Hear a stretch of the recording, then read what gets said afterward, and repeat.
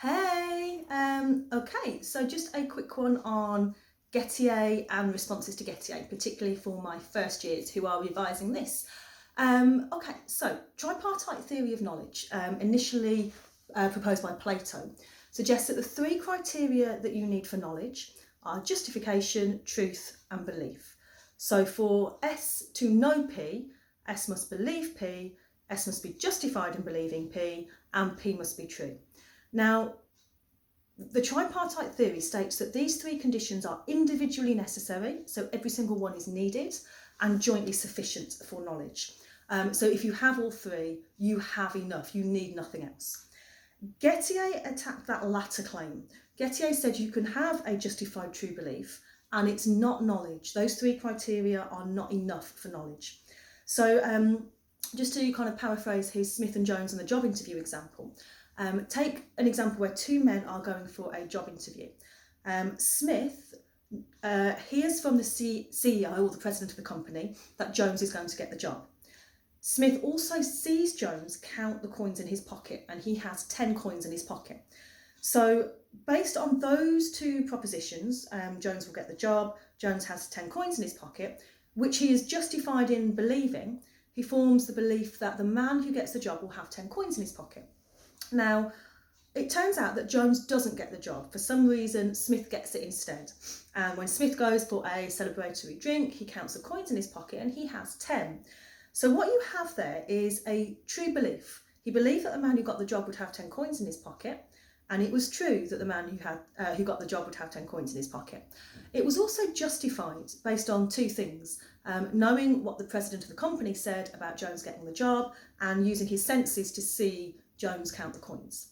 However, instinctively, that does not appear to be knowledge. You wouldn't want to say that Smith knew that the man who got the job would have 10 coins in his pocket. It appears to be more of a lucky guess, a coincidentally true belief. So what this shows is that the conditions are not sufficient.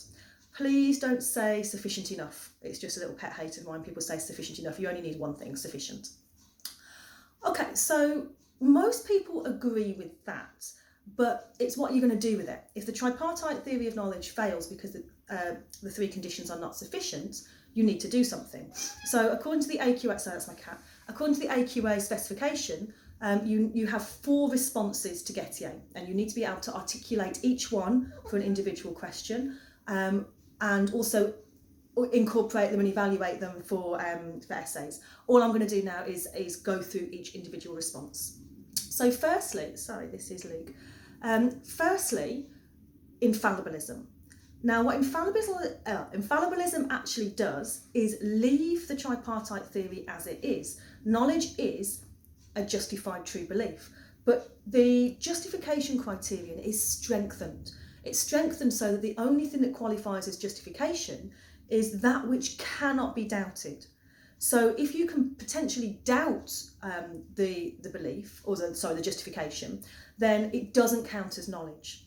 So, for example, if you were to go back to the Smith and Jones example, could it be doubted that the president knew that Jones would get the job? Could it be doubted that Smith had not made a mistake when he watched Jones count those coins? Well, no, these things are not immune to doubt. So that's why, according to infallibilism, Smith did not have knowledge. Okay, because the justification wasn't strong enough. It was something that could still potentially be doubted. And depending on what you read, Descartes was often seen as an infallibilist because Descartes said that he would only accept as true that which couldn't possibly be doubted.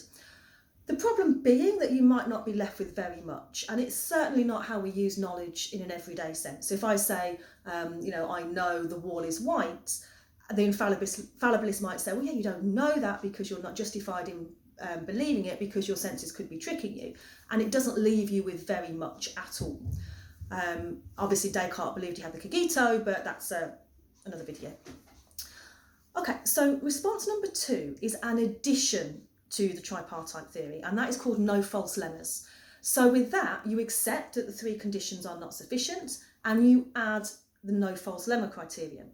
So with that, knowledge is a justified true belief that is not inferred from any false belief. So the false lemma is a false step in the chain of reasoning that somehow led to a true belief. So in the case of Smith and Jones, the false lemma was that Jones would get the job. So that was a false belief, the false lemma that led to the true belief that the man who got the job would have 10 coins in his pocket. But the reason that that is not knowledge is because there was a false step in the chain of reasoning. The true belief was inferred from a false belief. So rather than sort of JTB, justification, truth and belief, it's J, T, B and N. Okay, and all four of those need to be satisfied in order for it to be knowledge. Okay, I won't criticise that one yet. I'll just move on to response number 3, which is reliabilism. Now, reliabilism removes justification completely. So you don't have JTB, justification, truth and belief. You have RTB. Knowledge is a reliably formed true belief. So if you have a true belief, and that true belief has been formed by a reliable method, then it counts as knowledge. So obviously your next question is, what is a reliable method? Well, a reliable method is a method that has produced a high percentage of true beliefs in the past. Now, for example, the senses. The senses, you can't really say they're justification because they can be doubted, but they are a reliable method. Therefore, any true belief that you have arrived at through the senses can be counted as knowledge. Now, it may be that you have a true belief that has not been arrived at through a reliable method. It might be that I dreamt something. Now, dreams do not produce a high percentage of true beliefs. So let's say that I believe that there is a dog loose on the playground at your school or at your college or whatever, and there is a dog loose at school or college. Now, if I have come to that belief through my senses, I saw or heard that dog, that's knowledge, okay, because that true belief was arrived at through a reliable method. Let's say that I drifted off in my class and I'd been asleep and I dreamt about a dog on the playground at the college. Now that is actually true, but my method of arriving at that true belief was not reliable. Dreams may occasionally, lead me to a true belief, but generally not. So that is not, doesn't count as knowledge. One advantage of reliabilism is it allows for animals to have knowledge. So animals don't tend to kind of justify their beliefs, but they will use the senses, they will use some element of memory in order to, find food, find shelter, find mates, etc. So you can say animals know, the best time of the day to catch their prey, etc. So that's quite useful because that is, again, more in keeping with how we use it, how we use the word knowledge. Okay, finally, and this is potentially the trickiest one, is virtue epistemology. So again, like reliabilism, you remove the justification criterion completely. Knowledge is a true belief that has been arrived at through some practice of epistemic virtue, or intellectual skill or cognitive ability. So a virtue is a positive character trait. Epistemic is to do with knowledge. So when I think of this, I really think of the question, do you have the intellectual skill to have come to this belief? So if you take, for example, if I come to the belief that patient X has a particular disease. Now, let's say that patient X does have that particular disease. I don't have the cognitive ability, I don't have the epistemic virtue to have formed that belief. Even if it's true, it wasn't the result of my epistemic virtue. Now, I'm not medically trained, okay? So the true belief has not been the result of epistemic virtue. Now, notice that phrase, the result of. It's not enough just to have the epistemic virtue, it's not enough to have this skill. That intellectual skill has to be the reason the belief is true.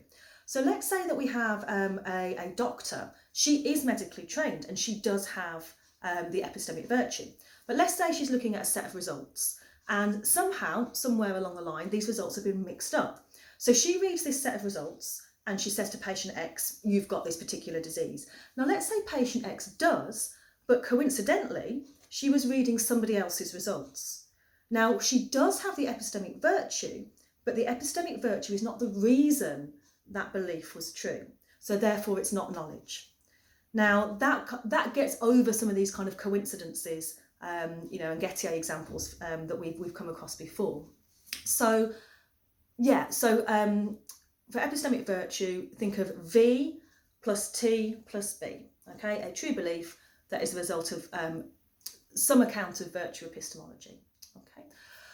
So I haven't evaluated those, I haven't analysed them. I'm just thinking in terms of the what the 4 responses are. The only one I have touched on a little is in terms of infallibilism and whether that sets the bar too high for knowledge.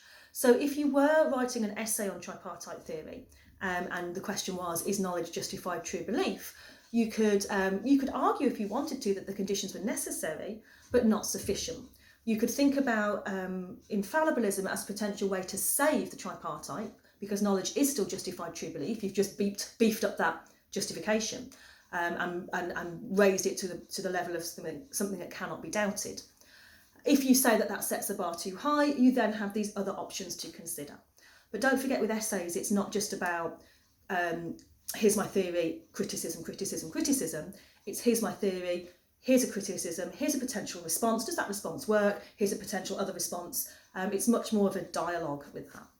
So I hope that helped. And my lot, I'll see you soon. Keep the requests coming in. I'm really going to try and do more videos now. So if you have got any ideas of what you want, just very kind of unprofessionally explained, I will obviously do that for you. Stay safe, everybody. Bye-bye.